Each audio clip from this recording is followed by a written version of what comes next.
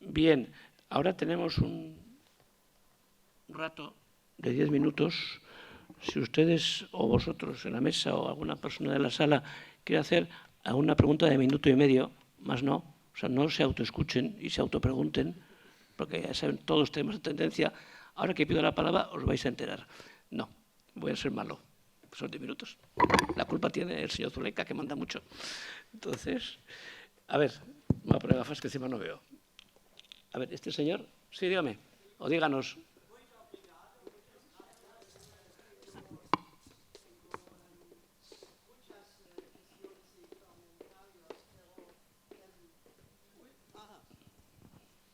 Debo repetir, ¿no? Puede ser dos preguntas. Primo, ¿qué sabemos sobre el esclavo Enrique? Y la segunda, Almeida como un hombre joven en 1492 era un comisario para una flota puede ser que a América, una flota portuguesa, y un comentario sobre esta Zeitung, neue Zeitung aus Presselig Land. Existe una neue Zeitung de 1505, el primero Zeitung de todo el mundo, con los resultados de los viajes de Amerigo Vespucci. Amerigo Vespucci era este interesante navegador, etcétera, para Brasil y otro Argentina. Considerando los mapas, necesitamos mucho tiempo para discusión. Puede ser, hacer esta después. Muchas gracias.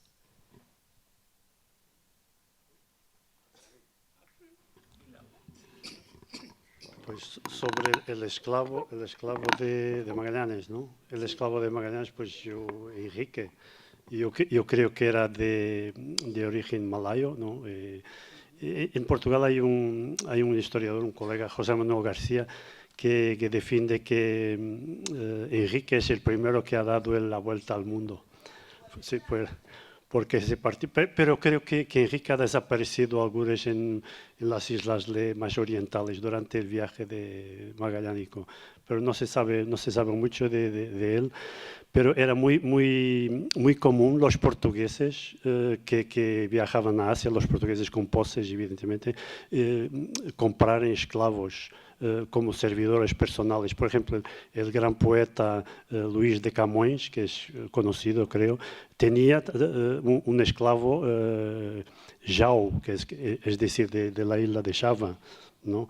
Que era un servidor personal, su cocinero, etc. Probablemente Enrique sería lo mismo para Magallanes, ¿no? Su servidor personal, pero no sé. Creo que sobre Almeida se ha hablado de un viaje de Almeida. Hay fuentes documentales cuando, después del regreso de Colón, Almeida ha sido encargado por el rey Don Juan II de hacer un viaje de reconocimiento en el Atlántico para confirmar si efectivamente Colón había descubierto o no, pero no hay absolutamente pruebas de que ese viaje haya sido concretizado, ¿no? Pero es el mismo Almeida que más tarde va a ser el primer virrey de la India, que era un hombre, tiene una carrera interesante y se murió desgraciadamente un poco como el Magallanes cuando regresaba de India en 1510. El virrey Francisco de Almeida desembarcó en África del Sur y se murió en una pelea con los sudafricanos. Y luego la otra pregunta era sobre... Ok. Sí, es una información sobre la Zeitung. Muy bien, sobre Américo Vespucci. Yo creo además que Elizabeth Orodovich, que es experta en la imprenta y en como poderoso sistema de información. No sé si hablará, no creo que hable de eso, pero tiene un magnífico libro que lo recomiendo, sobre la imprenta veneciana, que era el centro de información entonces. Bien, más cosas. A ver, señor Jun, el guipuzcoano Jun, que le hemos bautizado esta mañana. ¿Quieres? Ahora, después. Primero, Bartolomé. Vale. Sí, yo quería hacer un comentario o pregunta a Aitor y sobre todo a Malena sobre las fuentes. Y en parte también sobre los aspectos locales del impacto de lazos externos de esas sociedades con otras. Muchas veces la carencia de fuentes escritas y sobre todo en el caso de los protocolos notariales se puede deber a que no se escribieron o a que se perdieron. Pero en muchos de esos casos yo creo que en esa época que estudiáis probablemente es que no se escribieron. Los protocolos notariales es una fuente fundamentalmente urbana, que está relacionada con el desarrollo de la cultura escrita, que no es igual en todas las partes de Europa y particularmente es menos desarrollada en las zonas rurales, y que está desarrollada también con otro aspecto que es importante, que es que los acuerdos entre personas normalmente se hacen entre personas que no se conocen o que están en una red donde hay muchas personas que no se conocen y hay que tener un testimonio escrito del acuerdo que se ha hecho. Entonces, esas formas de negociación muchas veces es que no han dejado protocolos notariales porque lo que demuestran es la existencia de una sociedad donde esas personas están haciendo acuerdos locales con personas cercanas, con personas que se conocen, que pertenecen a la misma comunidad, que romper la palabra dada es una pérdida del prestigio de una persona. Entonces, lo interesante, a mi modo de ver, es cómo en este tipo de sociedades, con ese componente tan local, podemos tener el desarrollo de una industria, como es la producción de hierro y la siderurgia, que sin embargo está conectada con espacios mucho más amplios y que está teniendo un impacto utilizando formas locales de crear acuerdos entre ellos. Yo creo que eso es lo interesante de que no haya fuentes. Que no haya fuentes no quiere decir que no hay actividad, tú lo has dicho muy bien, pero quería hacer ese comentario y saber qué te parece, sobre todo a Malena. No, estoy totalmente de acuerdo. Por eso decía que el caso de la notaría de Pablo Esaiz, de Onesteve, no sé, desde 1530 y algo, es muy significativo y muy extraño. Porque además, bueno, la archivera del Archivo General de Navarra me comentó que es muy extraño porque es un señor que acapara la notaría y es un personaje muy extraño, muy inusual. Estoy totalmente de acuerdo con su comentario. De verdad, gracias. Bueno, sí, en el caso de Lecretio también, en cuanto a principios del siglo XVI, solo se conservan los protocolos de un notario. Por eso creo que las fuentes de la Iglesia también pueden ser bastante útiles, además de las fuentes extranjeras, que muchas veces los dejamos a un lado y nos dan mucha información sobre comercio, incluso pesca, etcétera. Entonces, es muy interesante lo que dices. De todos modos, un comentario. Sí se escribía y mucho, no se han conservado. Cuando tienes un notario que hace un traslado y le sigue la pista, en Lecretio había media docena de notarios en tiempos del Cano y antes. Y antes. Siglo XIV existe, lo que pasa es que no se han guardado porque se tiraban. Y luego, en lo que tú dices que es extremadamente interesante como problema historiográfico, a la vez que el local no acuerda, porque efectivamente es deshonor no fiarme de tu palabra, y eso es un valor activo, es el contrario. En una sociedad euskaldun que escritura en castellano no siempre resulta fácil, pero también tiene mucho interés en escritura en castellano, no sea que me engañes. Porque además te vas con ese poder a Mesina en horas. Hay mucho pues, que no se ha conservado. Pero bueno, es un trabajo historiador muy entretenido, la antifuente. O sea, ¿por qué no tengo todo esto? Y qué enorme información me da el no haber conservado información. Es extremadamente relevante. Pero bueno, estos señores tendrán que trabajar mucho ahí, que tenéis mucha vida por delante para... Bueno, como señor Zuleika me mira raro, no sé si me dejas otra pregunta. Vale, azkena, Sinda. Os dado. Sí, a Rui.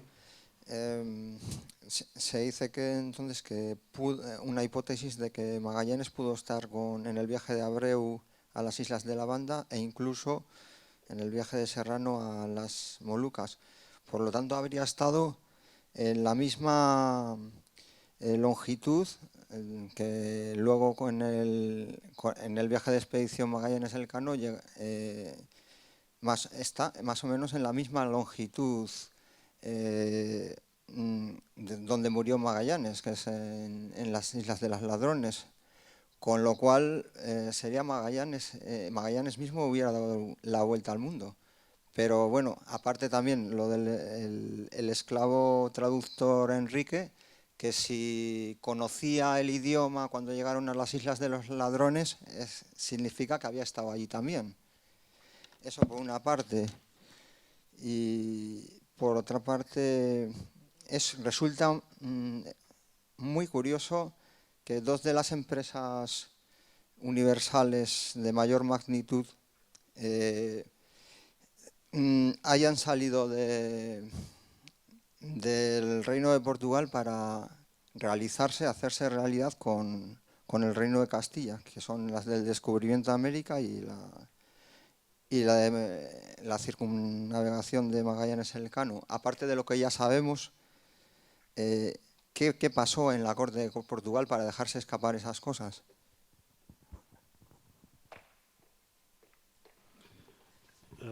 Es una pregunta complicada. Bueno, sobre Magallanes como el primero que circunnavegó la Tierra, o el primero europeo, entonces sí es posible. Hay un historiador portugués que nuevamente, José Manuel García ha escrito unos, creo que 5 libros sobre Magallanes, y uno de ellos es Magallanes casi día a día, su viaje. Y este José Manuel García defiende que efectivamente Magallanes era el primer europeo que completaba el circuito de la Tierra, pero no, por mí no lo contesto, no hay problema. Relativamente a los problemas de Colón, la Colón y Magallanes, ¿no? para venir a España. Bueno, en Portugal desde hace 1475, más o menos 1475, hay la convicción entre los medios cosmográficos de la corte portuguesa, de don Afonso V y luego de su hijo João II, hay la convicción de que es posible circunnavegar África para llegar al Oriente. Y entonces todos los ejemplos que hay a partir de esa época de viajes de exploración en el Atlántico occidental, y sea para el norte con los hermanos Corte Real, sea para el centro con un probable viaje de Duarte Pacheco Pereira, son todos de iniciativa privada sin financiamiento de la Corona de Portugal. Es decir, la Corona a partir de 1475-1480 invierte decisivamente en la futura ruta del Cabo. Y luego todos los proyectos que llegan de Colón, etc. Colón presenta su proyecto al rey de Portugal, pero no es apoyado. Evidentemente en España va a ser acogido, o en Castilla va a ser acogido, porque es la única hipótesis a la luz del Tratado de Tordesillas de llegar a Asia sin problemas diplomáticos y sin conflictos, porque los portugueses y españoles tentaban a todo costo evitar complicaciones diplomáticas, porque eran casados con las hermanas uno de otro, etc. Entonces había esta preocupación y luego yo creo que eso explica, pero Magallanes no hay prueba que ha presentado su proyecto al rey de Portugal, porque si lo presentaba no iba a ser aceptado, porque la ruta del Cabo estaba abierta, en funcionamiento, era lucrativa a partir de 1510, inmensamente lucrativa, y luego el rey de Portugal no iba a apoyar un proyecto que entraba en las áreas de hegemonía de su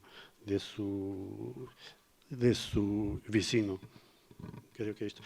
Un pequeño comentario sobre las ponencias de de Aitor y de Malen, se me permite, y conectar con la intervención de Bartolomé Yuna ayer, cuando hablaba de la globalización temprana. Esto prueba que es imposible a partir de 1500 de hacer estudios de historia de cualquier tipo sin tener en cuenta el factor de globalización, porque el hierro que es producido en Navarra hace la vuelta al mundo en clavos o en anclas, etc. Luego la globalización es más que la unificación de los mercados, como decía Bartolomé. Estos estudios lo comproban, ¿no? Oso ondo, ordu noin kafia eta 11:30 buelta. Bale ba, gero arte.